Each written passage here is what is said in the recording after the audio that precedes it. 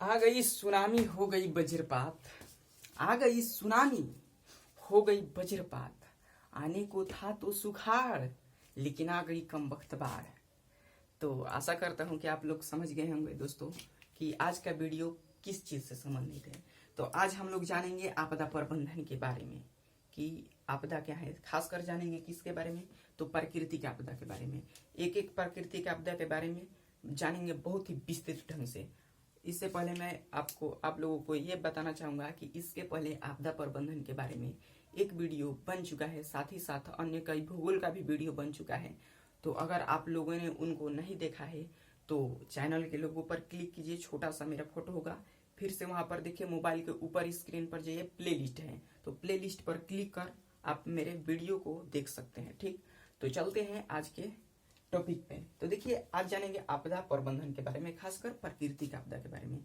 तो जान लेते हैं कि प्राकृतिक आपदा जो उदाहरण है मुख्य रूप से उनको जान लेते हैं जो प्राकृतिक द्वारा घटित होते हैं। तो देखिए प्राकृतिक आपदा के देखिए कितने सुंदर सुंदर मैंने उदाहरण दिया है। पहला है भूकंप, ये क्या है, प्राकृतिक आपदा है। दूसरा है सूखा, बाढ़, सुनामी, भूस्खलन, हिमस्खलन, चक्रवात, बिजली का गिरना। हाँ, बिजली का गिरना भी एक क्या है, तो प्राकृतिक आपदा है। बिजली का गिरना मतलब वज्रपात, जिसको हम क्या बोलते हैं, वज्रपात भी हम लोग बोलते हैं। तो ये वज्रपात जो होता है किसके द्वारा होता है, मानव के द्वारा तो होता ही नहीं है। किसके द्वारा होता है, प्राकृतिक द्वारा। तो ये कैसा है, प्राकृतिक आपदा है जिससे जान माल की बहुत अधिक मात्रा में क्षति होती है। अक्सर हम लोग सुनते रहते हैं कि यहाँ पर आज वज्रपात हुए जिसमें इतने लोग मारे गए, इतना हानि हुआ, ये हुआ, मतलब बहुत सारी इससे जान माल की क्षति होती है। किससे, वज्रपात यानी बिजली के गिरने से। तो ये भी एक प्रकार का क्या है, तो ये भी एक प्रकार का है प्राकृतिक आपदा। आगे चलते हैं भूकंप, इसके बारे में बारी बारी सब जानेंगे। किसके एक एक जो है उदाहरण प्राकृतिक आपदा के, उनके बारे में बारी बारी से विस्तृत ढंग से जानेंगे। तो देखिए भूकंप, देखिए भूकंप से इसका पहले परिभाषा जानना था। देखिए तो इसके शब्द में ही इसका परिभाषा छिपा हुआ है, केवल इसको हम लोग समझने की जरूरत है। तो देखिए समझ लेते हैं। तो भूकंप यानी भूमि में होने वाले कंपन को क्या बोलते हैं, भूकंप बोलते हैं। भूमि में जो कंपन होता है उसको क्या बोलते हैं, भूकंप। भूकंप में और भी कुछ होता है, केवल भूमि तो कंपन करती है। तो कहेंगे कि केवल इसी के बारे में क्यों बता रहे हैं, मामूली से तो भूकंप केवल भूमि तो कंपन करती है, इसमें क्या, तो इसके बारे में पढ़ना क्या है। तो भाई इसके बारे में इसलिए पढ़ना जरूरी हो जाता है क्योंकि इससे बहुत सारी अधिक मात्रा में बहुत जान माल की क्षति हो जाती है। बड़े बड़े बिल्डिंग, फैक्ट्री, घर, ये सब गिर जाते हैं जिससे बहुत ही अधिक मात्रा में क्षति होती है। तो चलिए यह आर्थिक रूप से देखा जाए तो यह बहुत ही एक विनाशकारी आपदा है जिससे बहुत ही अधिक मात्रा में आर्थिक हानि होती है। तो इसलिए इसको पढ़ना जरूरी हो जाता है क्योंकि इसके प्रभावों को कम कैसे किया जाए, इससे बचा कैसे जाए, ठीक ना। तो इसके प्रभावों को कम करने के लिए, अधिक से अधिक लोगों के पास पहुंचाने के लिए कि भूकंप आने पर कैसे हम लोग बचें, इसके लिए हमें ये पढ़ना जरूरी हो जाता है। तो चलिए भूकंप के देख लेते हैं। ये परिभाषा देख लिए कि भूमि में होने वाले कंपन को क्या बोलते हैं, भूकंप बोलते हैं। देखिए यहाँ पर लिखे होंगे 1934। देखिए 1934 इसका बर्थडे नहीं है, जिसको जन्म दिवस बोलते हैं, बर्थडे नहीं है भूकंप का। ये है, ये इस दिन 1934 में एक विनाशकारी भूकंप आया था। कहाँ पर, तो भारत में। इसीलिए इसको मैंने यहाँ पर नोट कर दिया हूँ कि आप लोग इसको याद कर लेंगे। तो कब भारत में एक विनाशकारी भूकंप आया था, तो 1934 में आया था। ठीक, अब चलते हैं कुछ भूकंप से संबंधित कुछ शब्द हैं उन पर गौर कर लेते हैं कि उनका मतलब क्या है। देखिए भूकंप में आता है भूकेंद्र। ये भूकेंद्र क्या है, तो देखिए चलते हैं पहले भूकंप आता है कैसे। तो देखिए जब भूकंप, तो भूकेंद्र का अर्थ होता है, इसका परिभाषा होता है कि भूमि के अंदर का वह केंद्र। कहाँ, भूमि के अंदर की बात की जा रहा है, भूकेंद्र के बारे में बता रहा है। किसके बारे में, भूकेंद्र। तो भूमि के अंदर का वह केंद्र जहां से भूकंप प्रारंभ होती है उसे क्या बोलते हैं, भूकेंद्र बोलते हैं। आशा करता हूं कि नहीं समझ में आया होगा, ठीक ना। तो चलिए मैं समझा देता हूं। यहाँ पर बोर्ड पर देखिए, इसको मान लीजिए क्या है, यह भूमि का ऊपरी सतह है। क्या है, भूमि का ऊपरी सतह, जिस पर हम लोग रहते हैं। क्या है, हम लोग रहते हैं, इस पर पेड़ पौधे हैं, ठीक, हम लोग इसी पर रहते हैं ना, भूमि के सबसे ऊपरी सतह पर। ये नीचे क्या है, तो ये नीचे है मिट्टी, केवल मिट्टी है, ठीक। तो देखिए मान लीजिए कि कोई भूकंप कहाँ से प्रारंभ हुआ, ये भूमि है, भूमि के अंदर यहां से प्रारंभ हुआ, तो यह बिंदु क्या हुआ, भूकेंद्र हुआ। क्या हुआ, भूकंप केंद्र हुआ। क्या हुआ, भूकंप केंद्र। यह बिंदु क्या कहलाएगा, भूकंप केंद्र। कहाँ, क्योंकि भूमि के अंदर का यह सतह है, केंद्र है, जहां से भूकंप प्रारंभ होती है। तो जहां से भूकंप प्रारंभ होती है उसको क्या बोलते हैं, भूकंप केंद्र। अब जानते हैं अधिकेंद्र। ये अधिकेंद्र क्या है, तो अधिकेंद्र थोड़ा सा और इसमें दिमाग लगाना पड़ेगा। तो देखिए अधिकेंद्र उसको बोलते हैं, तो सबसे पहले इसकी परिभाषा को जान लेते हैं। तो भूपृष्ठ भूपृष्ठ मतलब तो भूमि के ऊपर का सतह, जो भूमि जिस पर हम रहते हैं उसको बोलते हैं क्या, भूपृष्ठ, भूमि का पृष्ठ। तो भूपृष्ठ पर वह स्थान जहां पर भूकंप की तरंगे, हाँ भूकंप तरंग के माध्यम से आता है, भूकंप की तरंगे सबसे पहले टकराती है उसको क्या बोलते हैं, अधिकेंद्र। तो मान लीजिए कि यहाँ से भूकंप प्रारंभ हुआ, यह भूकेंद्र है, तो भूकेंद्र से भूकंप प्रारंभ हुआ और यहाँ से तरंग के माध्यम से चलना शुरू हुआ। मान लीजिए कि यहाँ पर टकराया, यहाँ पर इस बिंदु पर टकराया सबसे पहले, भूपृष्ठ पर यही बिंदु पर ना सबसे टकराया भूकंप, वो तो जाएगा भी इधर वो चारों तरफ जाएगा। लेकिन यह भूपृष्ठ नहीं ना है, भूपृष्ठ तो ऊपर है। तो भूपृष्ठ जहां पर सबसे पहले टकराएगा उसको क्या बोल देंगे, तो अधिकेंद्र बोल देंगे। क्या बोल देंगे, अधिकेंद्र। तो आशा करता हूं कि ये दोनों समझ में आया होगा, भूकेंद्र और अधिकेंद्र क्या है। तो आगे चलते हैं। देखिए अब है कि पूर्व तथा अनुकंपन। देखिए ये क्या है, पूर्व तथा अनुकंपन। तो देखिए इसके उदाहरण से समझते हैं। कभी ट्रेन देखे आप लोगों ने, ट्रेन आती है मतलब बहुत दूर ही रहती है, तो उनको पटरियों को गौर से देखिएगा, क्या होता है उनमें कंपन होता है। बहुत दूर रहती है, जब बहुत हम लोगों से दूर रहती है 1-8 किलोमीटर, तो उसके पटरियों में कंपन होता है, जो उसके आने से पूर्व का कंपन होता है। फिर एक समय ऐसा होता है कि जब हमारे पास ट्रेन हमारे पास से गुजर रही होती है और फिर कुछ दूर हमसे दूर चली जाती है हमारे पास से गुजर कर, तो फिर उनके पटरियों को गौर से देखते हैं तो उसमें क्या होता है, कंपन होता रहता है। अब फिर इसी तरह चला जाता है तो वो कंपन समाप्त हो जाता है। तो देखिए उसी प्रकार से भूकंप के साथ भी होता है। किसके साथ, तो भूकंप के साथ भी होता है। जब भी भूकंप आता है वह भी एक क्या देता है, वह एक चेतावनी देकर आता है। तो किस रूप में चेतावनी देता है वह, तो वह देता है चेतावनी पूर्व कंपन के रूप में। किस कंपन के रूप में, तो पूर्व कंपन के रूप में। तो क्या करता है, जब भी भूकंप आएगा उसके पहले एक हल्का सा कंपन होगा। जिस प्रकार से ट्रेन आती है तो उसके पटरियों में क्या होता है, हल्का सा कंपन होता है, तो पता चलता है कि ट्रेन आ रही है। हालांकि उसमें सीटी भी लगी जाती है, उसमें तो हॉर्न भी लगा रहता है, तो इसलिए पता चल जाता है कि ट्रेन आ रही है। लेकिन इसमें तो हॉर्न तो नहीं ना लगा है, तो इसको कैसे अनुभव किया जाता है कि भूकंप आने वाला है। तो पूर्व कंपन के अनुसार, पूर्व कंपन के जानकारी प्राप्त करते। देखिए पूर्व कंपन को सामान्य हम लोग मानव जो हैं उसको अनुभव नहीं किया कर सकते हैं। तो इसको कैसे अनुभव किया जाता है, तो इसको मशीन द्वारा मापा जाता है। पूर्व कंपन को किस द्वारा देखा जाता है, तो मशीन द्वारा पता लगाया जाता है और उसी अनुसार हम टेलीविजनों पर देखते हैं और प्रकाशन होता है, न्यूज आता है कि इतना देर में भूकंप आने वाला है, या जो भी हमारे पास न्यूज आता है वो पूर्व कंपन के अनुसार ही न्यूज आता है। जो पूर्व कंपन होता है उसी के अनुसार न्यूज को भेज दिया जाता है कि भूकंप आने वाला है या नहीं आने वाला है। फिर होता है अनुकंपन। तो देखिए ट्रेन बताएं कि ट्रेन एक समय आता है कि ट्रेन हमारे पास से गुजर जाती है और गुजर जाती है, बहुत दूर चली जाती है, तभी उसके पटरियों में क्या होता है, कंपन होता है। तो उसी प्रकार से जब भूकंप जाता है तो एक बाइक नहीं चला जाता है, धीरे धीरे जाता है तो थोड़ा थोड़ा कंपन भी होता है, धीरे धीरे छोटे छोटे कंपन के अनुसार जाता है। तो जब जाने के बाद थोड़ा थोड़ा कंपन होता है उसको बोलते हैं अनुकंपन, और जब आने के वक्त थोड़ा थोड़ा कंपन होगा तो उसको बोलते हैं पूर्व कंपन। ठीक ना, ऐसा करता हूं कि इसको भी आप लोग समझ लिए होंगे।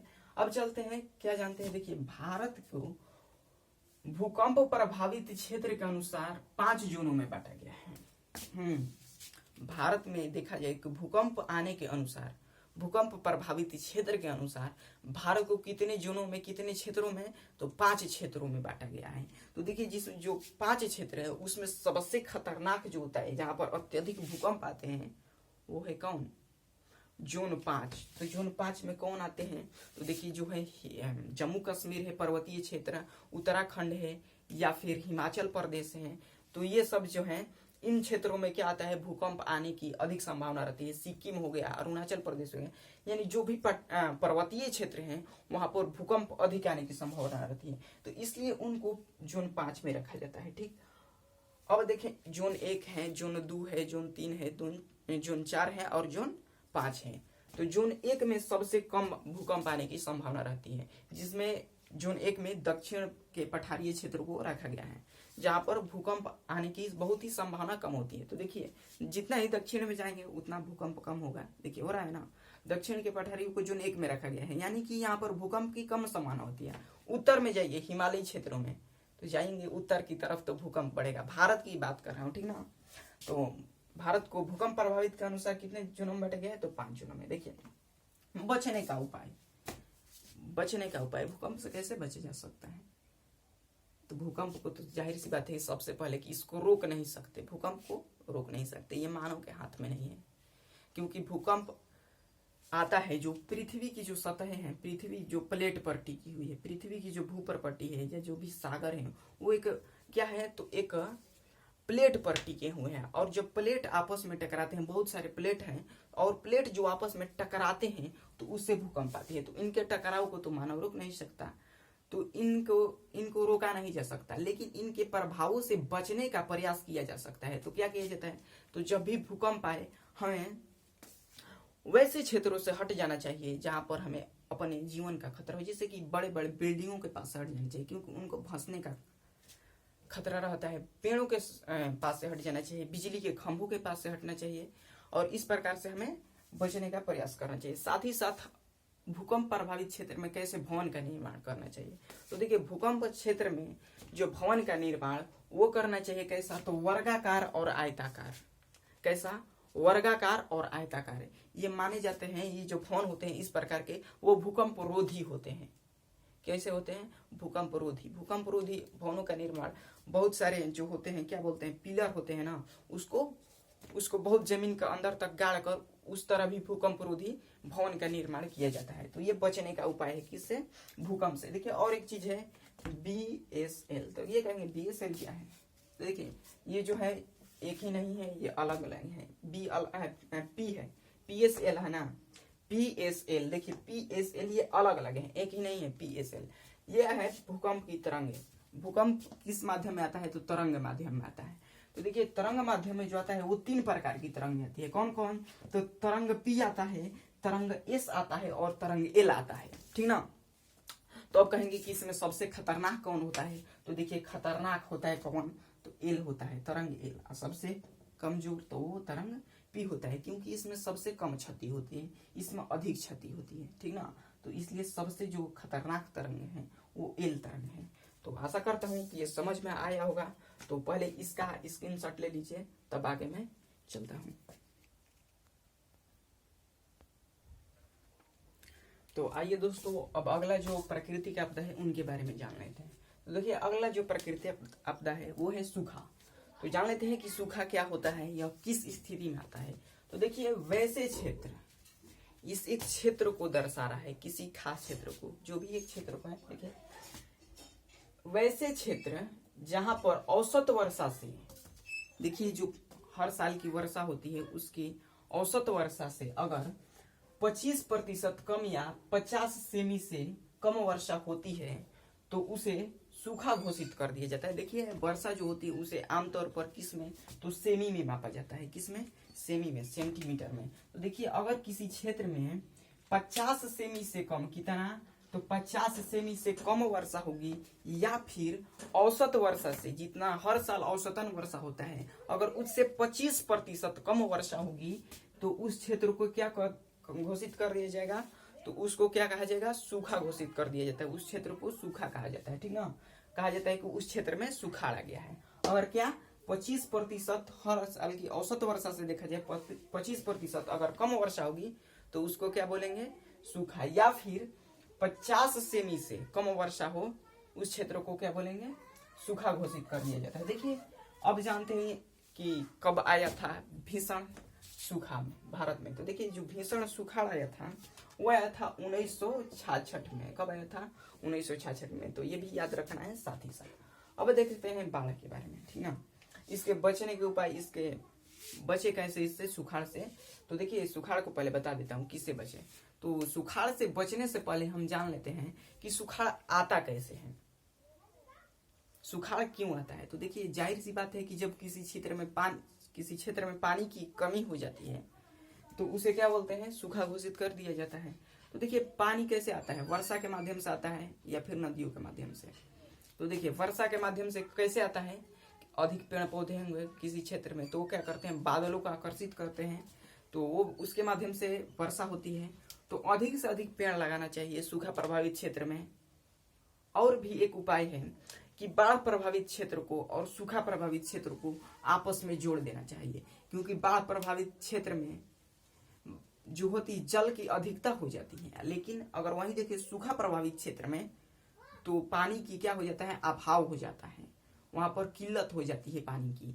तो क्या किया जा सकता है बचने के लिए सुखाड़ से, तो सुखाड़ प्रभावित क्षेत्र को बाढ़ प्रभावित क्षेत्र से किस माध्यम से, तो नहरों या फिर नदियों के माध्यम से जोड़कर सुखाड़ प्रभावित क्षेत्र को क्या किया जाता है, उसको प्रभाव को, वहां के प्रभावों को कम किया जा सकता है, जो सूखा प्रभावित क्षेत्र है।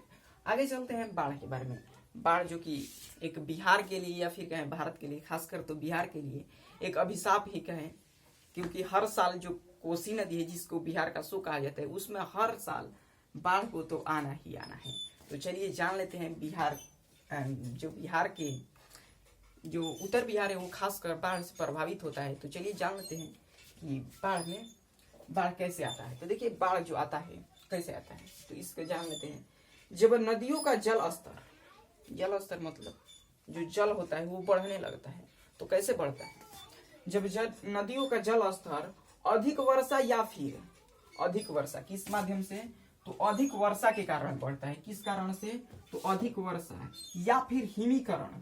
देखिए नदियों में जल कैसे आता है, तो वर्षा के माध्यम से, या फिर जो हिमालय पर्वत पर, खासकर भारत में तो ऐसे ही आता है, हिमालय पर्वत पर जो हिम है, जो बर्फ है वो पिघलते हैं और नदियों के माध्यम से जल के रूप में कहा जाते हैं, नदियों के माध्यम से सागर में फिर चले जाते हैं। तो नदियों में जल कहाँ से आया, तो वर्षा के माध्यम से या फिर हिमीकरण के माध्यम से।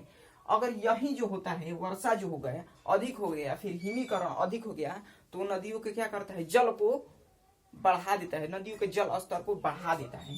तो क्या होता है, हिमीकरण के कारण जल स्तर बढ़ जाता है, तो वह अगल बगल के क्षेत्रों में फैलकर बहुत ही अधिक मात्रा में क्षति पहुंचाता है। अगर किसी नदी का जल स्तर बढ़ेगा तो नदी का एक तो लिमिट है कि उसमें इतना ही जल हटेगा, लेकिन जब उससे अधिक हो जाता है तो क्या होता है, नदी के अगल बगल फैल जाता है और बहुत सारे गांवों में चला जाता है, जहाँ पर शहरों में चला जाता है। वहां पर क्या होगा उससे, बाढ़ से, कि भवने गिरने लगेगी, पेड़ पौधे नष्ट होने लगेंगे, फसल नष्ट होने लगेगी और जीवों को भी हानि पहुंचेगा। तो ये क्या है, एक प्रकार का बाढ़ प्राकृतिक आपदा है, बहुत ही भीषण प्राकृतिक आपदा है। हालांकि देखिए इससे बचा तो कैसे जाए, इससे प्रभाव को कम किया जा सकता है, इससे बचा तो जा सकता है, लेकिन इसके प्रभाव को और ही अच्छी तरह से कम किया जाता है। तो देखिए इसके प्रभाव को कम कैसे किया जाए, तो देखिए क्या किया जाए, नदी का जल स्तर बढ़ता है, क्या किया जाए कि नदी के जो अपवाह क्षेत्र हैं, जो पानी रखने की अपनी क्षमता है, उसी को बढ़ा दिया जाए। क्या कर दिया जाए कि जो नदी के जो दोनों तट होता है उसके इर्द गिर्द क्या कर दिया जाए, तो बांध का निर्माण कर दिया जाए। इससे क्या होगा कि जो नदी का अपवाह क्षेत्र है वो अधिक हो जाएगा, उसमें जल को अपने अंदर समाने की क्षमता बढ़ जाएगी। अगर ये नदी बह रही है, इतना पे बह रही है, इसमें कम जल हटेगा। अगर इसी को, इसके तट को इतना पर बांध के माध्यम से बढ़ा दिया जाए तो इसका अपवाह क्षेत्र क्या होगा, बढ़ जाएगा, इसमें अधिक जल हटेगा। तो नदियों के इर्द गिर्द बांध का निर्माण कर इससे बचा जा सकता है। अब देखिए इससे क्या होता है, फसलों को खासकर हानि होती है, जीव जंतुओं को हानि होती है और भवनों भी नष्ट होती हैं। तो ये था बाढ़ और सुखाड़ से संबंधित। हालांकि बिहार तो इससे हर ही साल तबाही होता है, यहाँ पर बहुत ही अधिक मात्रा में तबाही आ जाती है बाढ़ के कारण। तो आशा करता हूँ कि ये समझ में आया होगा। आगे अब चलते हैं तो सुनामी के बारे में जानेंगे। तो इसका पहले आप स्क्रीनशॉट लेना चाहते हैं तो इसका स्क्रीनशॉट ले लीजिए, मैं हट जाता हूँ। तो आइए दोस्तों, अगला जो है अब प्राकृतिक आपदा वो है सुनामी, भूस्खलन, हिमस्खलन। तो आइए इनके बारे में जान लेते हैं। तो देखिए पहला है सुनामी। तो सुनामी के बारे में जान लेते हैं। देखिए समुद्र के तल में उत्पन्न भूकंपीय तरंगों के कारण समुद्र का जल लहरों का रूप ले लेता है, जो तट पर आकर और भी ऊंचे हो जाते हैं और वे क्या करते हैं, सुनामी का निर्माण कर देते हैं। ठीक ना। तो देखिए क्या होता है, सुनामी कैसे आता है। सुनामी सबसे पहले होता है कि जो समुद्र है, समुद्र के तल में भूकंप आता है, कंपन होती है भूमि। अब बताइए, मान लीजिए यहाँ पर मैं कटोरा ले लूं या छिपा ले लूं, उसमें जल रखूं और इस हाथ को हिलाऊं, तो उसमें जो पानी होगा वो भी तो हिलेगा। तो जो समुद्र है या समुद्र का जल है वो तो किसी भूमि पर ही न है, और जो भूमि वो नीचे की हिलती है तो वो क्या कर होता है, उसमें स्थित जल भी हिलता है, यानी कि समुद्र का जल भी उसमें कंपन होता है। और क्या करता है, वो एक लहरों का रूप ले लेता है, और लहरों का रूप ले लेता है और जाकर जब तट से टकराता है तो और भी ऊंचा उठ जाता है। तो पूछिएगा कि तट से टकरा कर ऊंचा क्यों उठ जाता है। तो देखिए, तट पर जाता है तो तट तो ऊपर आता है, और तट के बाद उसके और आगे जाने के लिए रास्ता नहीं बचता है। तो क्या करता है, इस तरह जाता है, तट से टकरा कर क्या जाता है, ऊपर उठ जाता है। तो ये क्या करता है और किसका निर्माण करता है, सुनामी का निर्माण करता है। ठीक ना।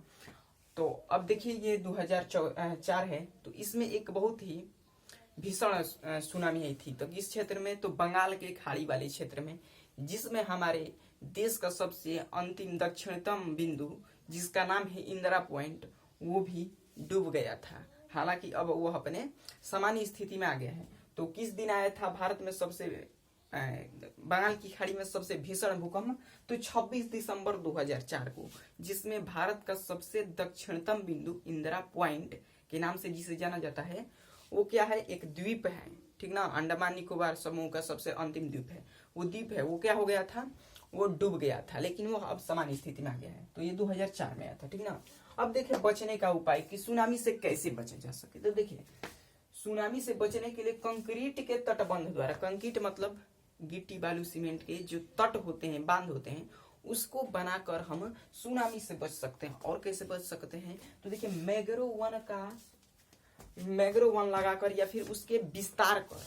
मैग्रो वन किसको बोलते हैं, दलदलीय जो होते हैं पौधे, दलदलीय वन होते हैं, उसको बोलते हैं मैग्रो वन। तो उसका विस्तार कर किससे बचा जा सकता है, सुनामी से बचा जा सकता है, या फिर उसके प्रभाव को कम किया जा सकता है। आगे चलते हैं, भूस्खलन। भूस्खलन मतलब भूमि का स्खलन, यानी अचानक भूमि का धंस जाना। तो ठीक ना। तो अक्सर हम लोग सुनते हैं कि यहाँ पर भूमि धंस गई। ठीक ना। तो ये क्या होता है, भूस्खलन ही होता है। तो देखिए, भूस्खलन कैसे क्षेत्रों में आता है, तो भूस्खलन आता है जो वो पर्वतीय और नदी के तटवर्तीय क्षेत्रों में आता है। देखिए, भूस्खलन पर्वतीय क्षेत्रों में होता है। कैसे कि जब वो भूमि के धंसना ही भूस्खलन नहीं कहलाता है, जब हमारे आने जाने के मार्ग अवरुद्ध हो जाते हैं तो भी एक प्रकार का भूस्खलन ही कहा जाता है। तो पर्वतीय क्षेत्रों में अक्सर होता है, जो रोड होते हैं उस पर चट्टान और